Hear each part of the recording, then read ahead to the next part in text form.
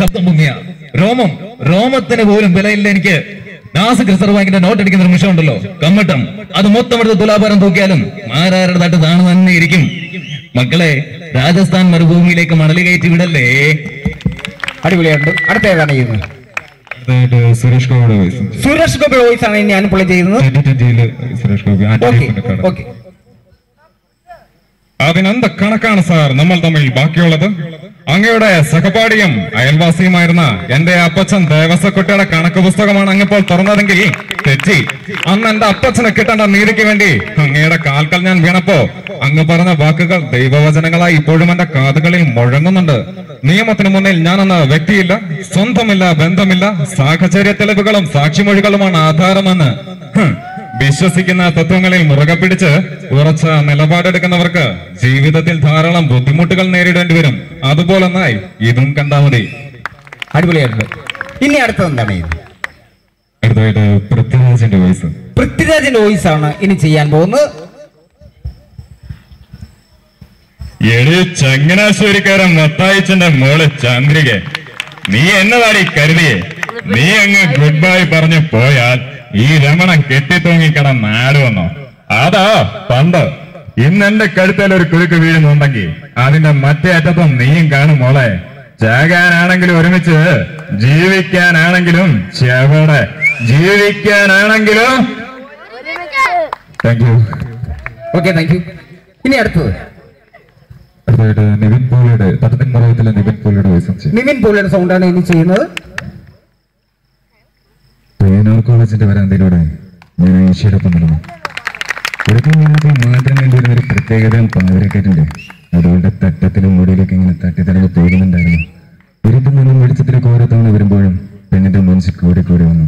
ആ വരാന്തയിൽ വെച്ച് ഞാൻ മനസ്സിലുറപ്പിച്ചു, മറ്റൊരുത്തനും അവളെ വിട്ടുകൊടുക്കില്ലെന്ന്. ഈ ഉമ്മച്ച് കിട്ടി അത് എന്റെയാണ്. അടുത്ത ഏതാണ്? അടുത്തായിട്ട് രാജമാണിക്യത്തിലെ സുരേഷ് കൃഷ്ണയുടെ വോയിസ്. സുരേഷ് കൃഷ്ണൻ സൗണ്ടാണ് ഇനി ചെയ്യുന്നത് രാജമാണിക്യം എന്ന സിനിമയിലൂടെ. എന്റെ ജോലി പഠിപ്പിക്കണം. ചിലപ്പോ പണിയെടുക്കുമ്പോ കയ്യോ കാലോ തട്ടീനോ മുട്ടീനോ ഒക്കെ ഇരിക്കും.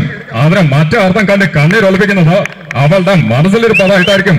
അതിന്റെ പേരിൽ പള്ളിക്കൂടം പോലും കയറാത്തവർക്കും വന്ന് മാപ്പ് കോപ്പെന്നൊക്കെ അപേക്ഷിച്ച രമേശന്റെ പട്ടി പറയും മാപ്പ്. പട്ടും കോടി കൊണ്ടും ഇവക്കും മാത്രമല്ല നിനക്കും നന്നായിട്ട് ചേരും. Okay, thank you. ഇനി വ്യത്യസ്തമായ സൗണ്ട് ആസിഫ് അലി സൗണ്ടാണ് ഇനി ചെയ്യുന്നതിനുള്ള നല്ല ഗൈഡ് കൊടുക്കാം, പ്രോത്സാഹനം കൊടുക്കണം. ആറ്റികളാണ് വീട്. ആറ്റികൾ ഒത്തിരി ഭാസ്കര വരാനെ അറിയോ? ഭാസ്കര വരാനെ പോലെ തന്നെയാണ് ഈ അടക്ടോടുന്ന ഫിലിമല്ലേ? അതിൽ ഞാൻ അഭിനയിച്ചിട്ടുണ്ട്. അതിൽ കറകമാരുടെ പടം വരയ്ക്കില്ലേ? അതിൽ ഇങ്ങനെ കറകൻ ഞാനാ അല്ല പയ്യാണ്. അവളൊരു ഫ്രോഡാണോ എന്ന് എനിക്ക് ഡൗട്ട് ഉണ്ട്. അതുകൊണ്ടൊന്നല്ല, ഞങ്ങൾക്ക് പെൺപിള്ളേരെ കുറിച്ച് അറിഞ്ഞിടാത്തോണ്ടാ മുമ്പ്. Okay, thank U. അടുത്ത എന്താണ് ചെയ്യുന്നത്? ഓക്കെ, ചെയ്തോളൂ. നിങ്ങളോട് പറഞ്ഞ കബറൊന്നും എനിക്കറിയില്ല. ബട്ട് ഞാൻ ആക്ച്വലി ഇതിനെ പ്രിപ്പയർഡ് ആയിരുന്നില്ല. ഉപ്പയ്ക്കൊരു കാര്യമുണ്ട്. ഞാൻ സ്വിറ്റ്സർലൻഡിൽ പോയി പഠിച്ചത് ഷെഫിന് ചോദിക്കാം. ഉപ്പ നിങ്ങളുടെ മുഖത്തിന്റെ കഥ എന്നോട് പറയോ? എന്താച്ചാ സുലൈമാനി കുടിച്ചേർക്കല്ലേ അതിന്റെ രുചി അറിയുള്ളൂ. Okay, thank U. അടുത്തത് തമിഴകത്ത് ഒരു സൂപ്പർ സ്റ്റാർ ഇളയ തലമുതി വിജയുടെ വോയിസ് ഒന്ന് ചെയ്യാം. അതെ, വിജയുടെ ഫാൻസ് ഒക്കെ എല്ലാം കൈയിടിച്ച്. Okay, thank U. അപ്പൊ വിജയുടെ സൗണ്ട് നമുക്ക് കേട്ടു നോക്കാം. எனக்காக நீ என்ன செஞ்ச சொல்லு, எங்கேயாச்சும் போக திரும்ப இல்லைன்னா எங்கேயாச்சும் போய் ஓடின்னு எழுதிடுவோம். வயசு பையன் காட்டு வைக்கல லோலன் சுத்துறானே போவையவருக்கு இல்லையே. ஒரு வார்த்தை கேட்டியா? மேல கை வைக்கிறதுக்கு முன்னாடி ஒரு தடவைக்கு இன்னொரு தடவை யோசிச்சு கையை வை. மேல கை வச்சுட்டு உன்னால யோசிக்கவே முடியாது. ஒரு வட்ட முடிவு பண்ணிட்டேன்னா என் பேச்சு நானே கேட்க மாட்டாங்க. Okay, thank U. അടുത്തത് അവസാനമായിട്ട് സിംഗം സൂര്യയുടെ വോയിസ് ഒന്ന് ചെയ്യാം. സൂര്യയുടെ വോയിസ് ആണ് ചെയ്യുന്നത്. സൂര്യയുടെ ഫാൻസ് എല്ലാം കൈ കൊടുത്തേ.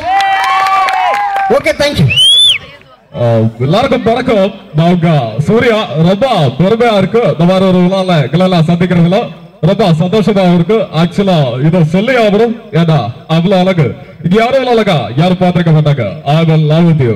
சிங்கத்தை போட்டோல பாத்திருப்பா, சினிமால பாத்திருப்பா, டிவியில பாத்திருப்பா, ரோட்ல கூட பாத்திருப்பா, கம்பீரமா காட்டில தந்த பாத்திருக்கேன். ஒருத்தரவா தனியாக பேட்டி அடி பாத்திருக்கியா ஓகே அடிச்சா ஓட்டத்தை போயிட்டுறா எல்லாரும் போலீஸ் புத்திரையில பூத சிக்கத்தை தானே பாத்திருப்பீங்க பின்னால 4வது ஒரு சிக்கம் இருக்கு அதை யாரும் பாத்திருக்க மாட்டீங்க பாக்குறது ஆசைப்பட்ட உசுரோட இருக்க மாட்டேன் പ്രോത്സാഹനത്തിന് നന്ദി നമസ്കാരം.